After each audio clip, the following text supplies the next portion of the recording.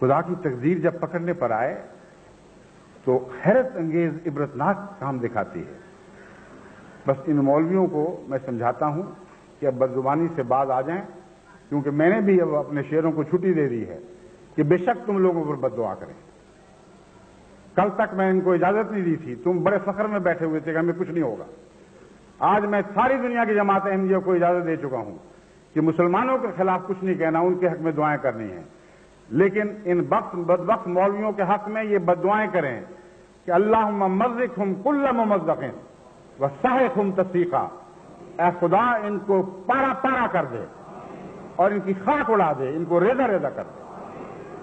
بس دیکھنا آپ کہ یہ دعا اب جبکہ احمدی دبے ہوئے، صبر کے مارے ہوئے، مدتوں سے اپنے غم سینوں میں دبائے ہوئے، جب یہ بد دعا کریں گے تو دیکھنا ان مولویوں کا حشر کیا ہوتا ہے۔ اس لیے جس نے توبہ کرنی ہے کر لے۔ میں نے جیسے ضیاء الحق کو وارننگ دی تھی، آپ کو بھی وارننگ دے رہا ہوں۔